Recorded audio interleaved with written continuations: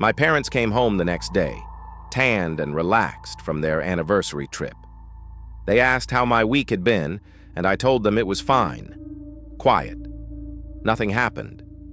What else could I say? That I'd witnessed some kind of ritual sacrifice in the woods behind our house? That 3 inhuman creatures had stood in our backyard watching my bedroom window? They'd either think I was having a breakdown or they'd call the police themselves, and I'd already seen how that went. But things weren't fine. Things were very far from fine. The scratching at my window continued every night, always at 3:33 a.m., always lasting exactly 13 minutes. I timed it with the clock on my nightstand, watching the glowing numbers tick by while something with claws scraped messages into the glass that were gone by morning. Max wouldn't sleep in my room anymore, wouldn't even come upstairs. He spent his nights hiding in the basement, whimpering. I tried sleeping in different rooms, thinking maybe they were specifically targeting my bedroom window, but it didn't matter where I went. The scratching followed me, always coming from whatever window was closest to where I lay. It was like they could sense me through the walls, track me by some means I couldn't understand. The sound was driving me crazy, wearing away at my sanity like water on stone. 2 weeks after that first night, I found the first body. I was walking to school along the path that cut through the woods, the same path I'd taken every day for 3 years. Mrs. Henderson from down the street was there, or what was left of her. She was hanging from a tree branch about 10 feet off the ground, her arms spread wide like she was trying to fly. But she wasn't just hanging. She was posed, arranged like some sick work of art. Her eyes were gone. Not gouged out or torn away, but gone like they'd never been there at all. In their place were 2 perfect black holes that seemed to go on forever. Her mouth was open in a scream that would never come, and carved into her forehead was a symbol I'd never seen before, but somehow recognized. The same symbol that appeared in my dreams now, burning behind my eyelids whenever I managed to fall asleep. I ran home and called 911, and this time, they took me seriously. Mrs. Henderson had been missing for 3 days, and finding her body was big news in our small town. The police cordoned off the woods, brought in crime scene investigators, questioned everyone in the neighborhood, but they didn't find anything useful.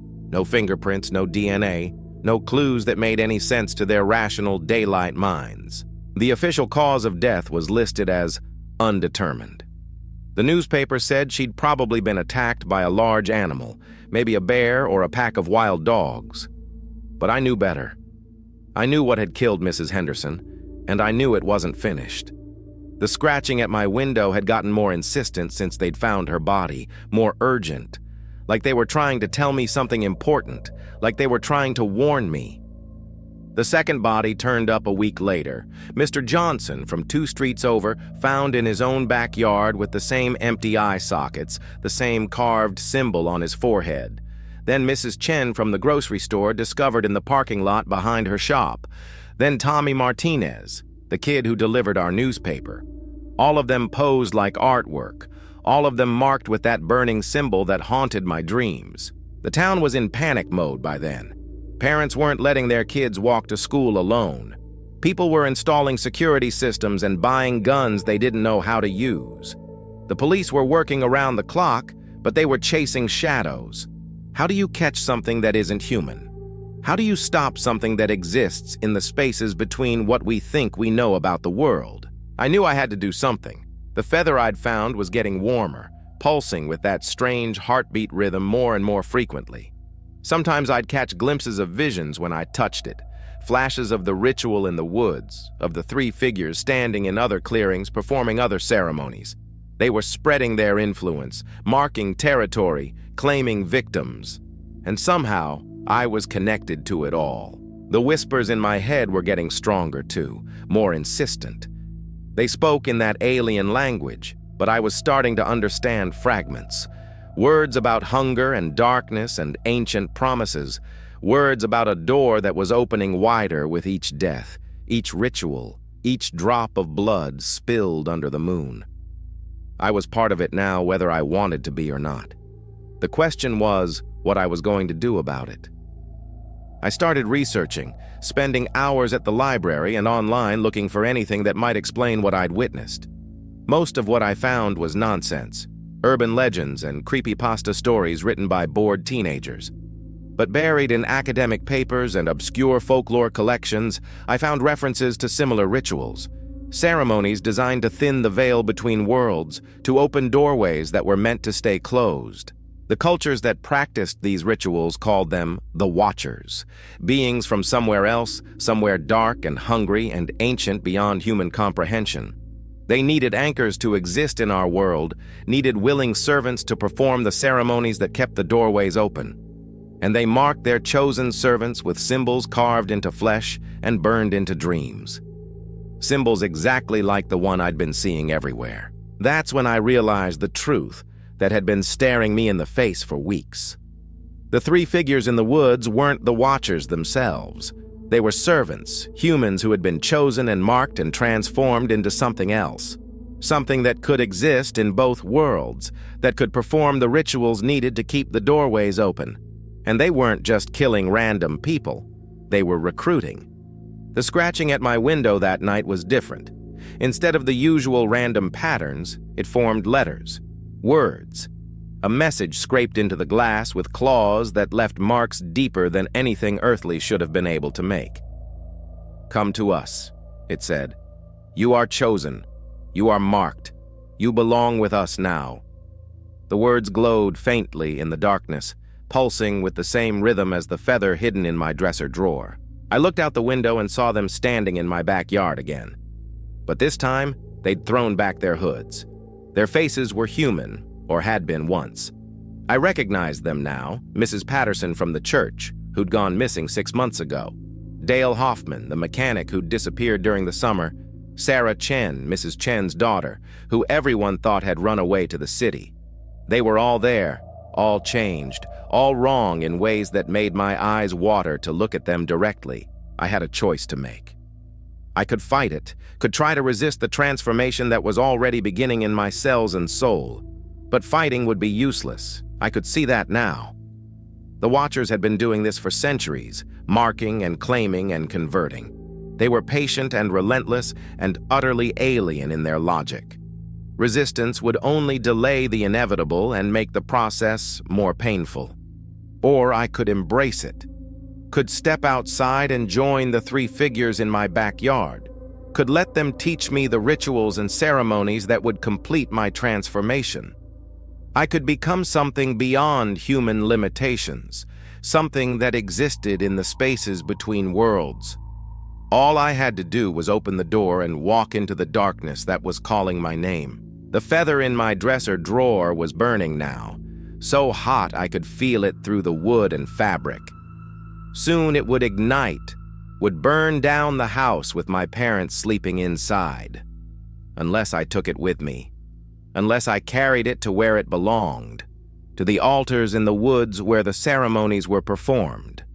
Where I would perform them myself, once the change was complete. I got dressed slowly, mechanically, like I was preparing for church or a job interview. Something important and life-changing. I wrote a note to my parents, telling them I loved them and not to look for me. That I had to go away for a while, maybe forever. It wasn't their fault. It wasn't anyone's fault. Some things just were, like gravity or the tide or the hunger of ancient things that lived in the spaces between stars. The feather was cool to the touch when I picked it up, no longer burning but humming with satisfied energy, like it knew it was finally going home. I walked downstairs and opened the back door, stepping into the October night that felt like coming home after a long journey. The three figures were waiting for me, their smiles wider now, welcoming. They'd been so patient, so careful in their recruitment. Now they had what they'd been working toward. "Welcome, brother," said the thing that had once been Mrs. Patterson. Her voice was like wind through dead leaves, like whispers in an empty church. "We have such wonderful things to show you, such beautiful ceremonies to perform." She reached out with hands that had too many joints, too many fingers, and I took them without hesitation. The moment our skin touched, I felt the last of my humanity slip away like a discarded coat. The woods welcomed us as we walked toward the deeper darkness, toward the clearings where the real work was done. Behind us, my house sat quiet and peaceful, my parents sleeping safely in their bed. They'd wake up tomorrow and find my note, and they'd grieve for the son they thought they'd lost. But I wasn't lost. I was found. I was chosen. I was home at last, in the darkness where I'd always belonged. The scratching at windows was my voice now, calling to the next chosen one. The whispers in dreams were my words, speaking the ancient language that opened doorways between worlds. The symbols carved into flesh were my signature, marking territory and claiming souls for the hungering dark.